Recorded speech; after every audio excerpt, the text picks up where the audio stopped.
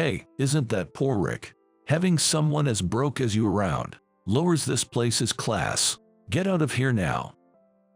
After my wife told me about some unexpected income, we went to a high-end sushi restaurant as a family, only to run into a former classmate who started mocking me for being poor. This guy has been harassing me since our school days, and it's really ruining the special outing my wife arranged for our family at this fancy sushi place. I can't stand him belittling not only me but also my family, especially when he has no idea about the hardships we've gone through. I tried to control myself, not wanting to cause a scene in front of the restaurant and my family, and thought we should just eat our sushi and leave as soon as possible. But I never imagined my wife's remark would lead to what happened next. I'm Rick, currently 26 years old. I work at a food manufacturing plant. I married my wife, Mia, 3 years ago. We were blessed with a child soon after, and our daughter is now 3 years old. Mia and I met in a badminton club at our university. Although it was badminton, since it was a club activity, it wasn't serious training but rather a casual gathering aimed at working up a light sweat and then enjoying some beer. Having been seriously involved in tennis during middle and high school, I initially thought the badminton club would be similar. So, I was quite taken aback to find it was more about socializing.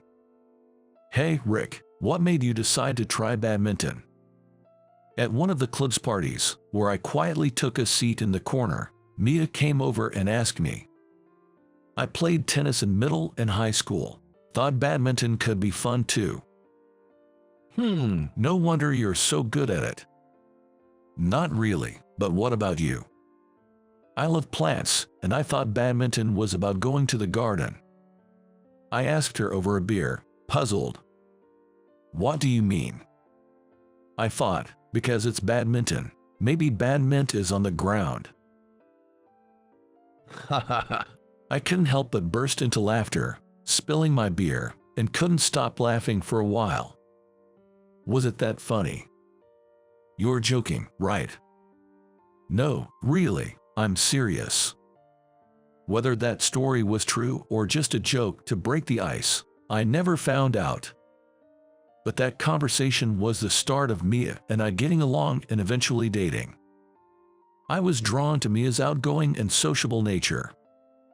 Later, Mia told me she liked me because I seemed quiet but kind. We were quite different, but perhaps that's what drew us to each other. We got married right after graduating from university. This is really hard for me to say, but one day, Mia started a conversation with me very formally. What's up? You're being very formal. I don't want to work. I couldn't believe my ears. What? You want to be a homemaker? Oh, no, it's not like that. Mia cleared her throat and apologized. It's just that there's something I really want to focus on, so I won't be able to work or do household chores. I'm sorry. Is that what it is? Please don't abandon me. I won't abandon you. I smiled. If Mia was this serious, it must be something important. I don't fully understand what you mean, but you should pursue it without any regrets. Rick, thank you. Mia's face was a mess, streaked with tears and a runny nose. Since then, I've been working at the factory while also managing the household chores and child care. Honestly, it was very tough. While I could manage the household chores, it was often necessary to leave the factory for my child's medical checkups and vaccinations, which happened quite frequently.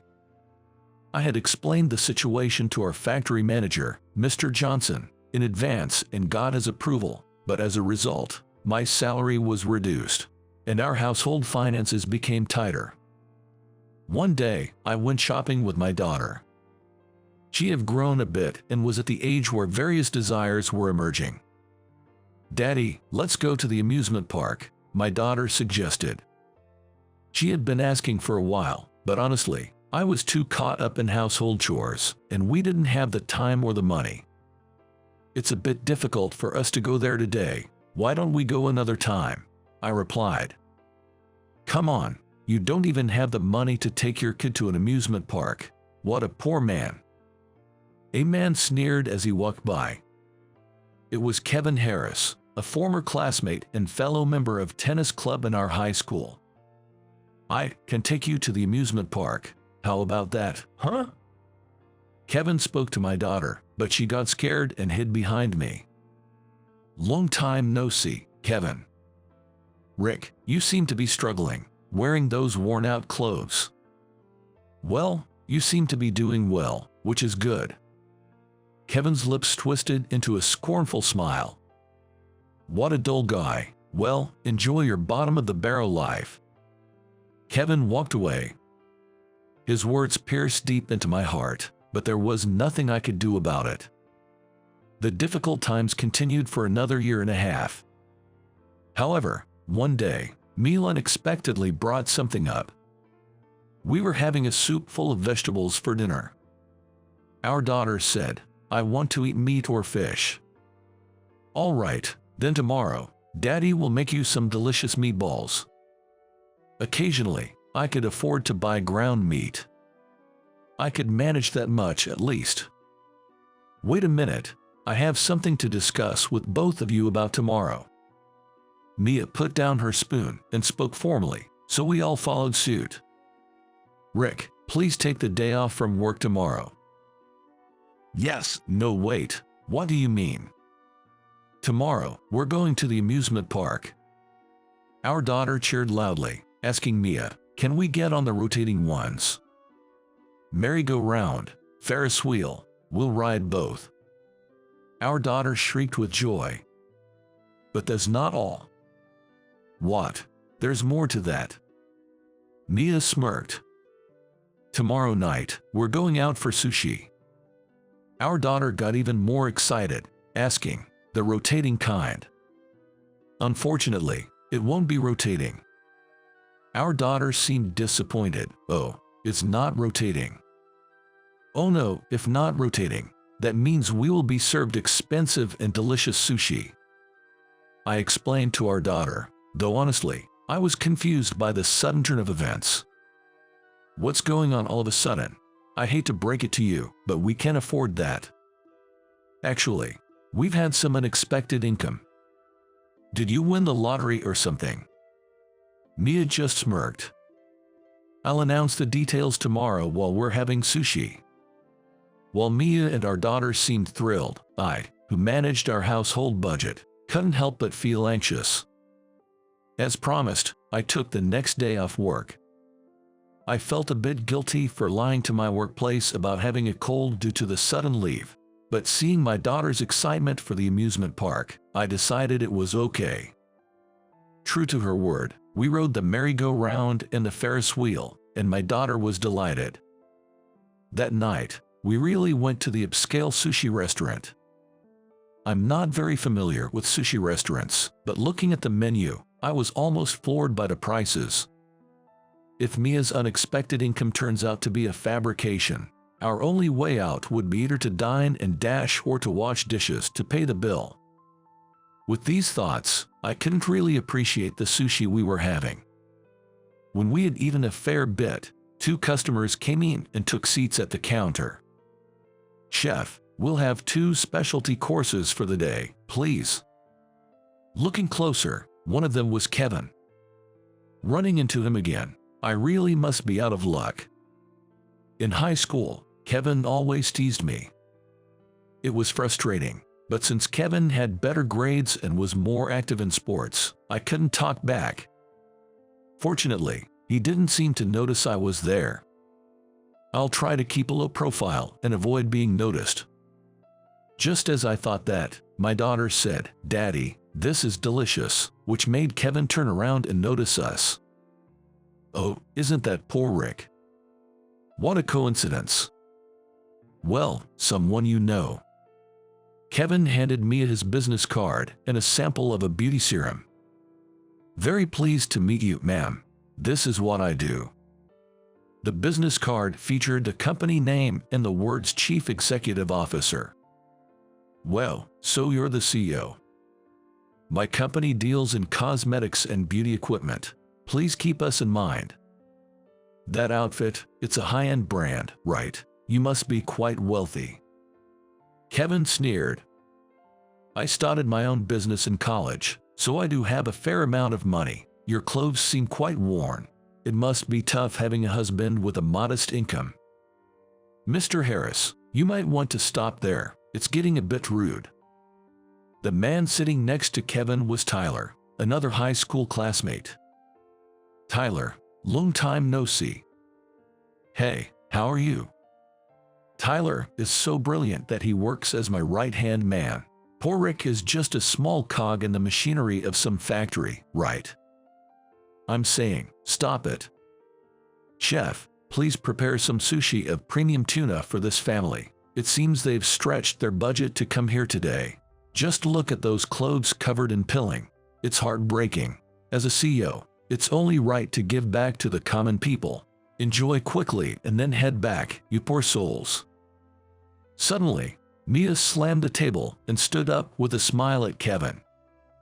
Wow, thank you so much. I've never had premium tuna before, so this is really exciting for a commoner like me. Well, excuse me, I'll just go touch up my makeup. I knew that Mia was truly angry. Oh, by the way, you might want to search online with Mia Channel and Beauty Serum. With a firm tone, Mia whispered to Kevin and then disappeared into the bathroom. Kevin was taken aback and didn't move, but Tyler searched on his phone and showed it to Kevin. I also did a search and found a YouTube video. Playing the video, Mia appeared. Hi, Mia Channel here. Today, I'd like to introduce my favorite beauty serum. I recognized the logo of the serum that Mia was promoting. It was the same as the sample Kevin had just given her. Wait, is your wife a YouTuber? Sounds like it. Moreover, the view count was incredibly high. I couldn't grasp what was happening.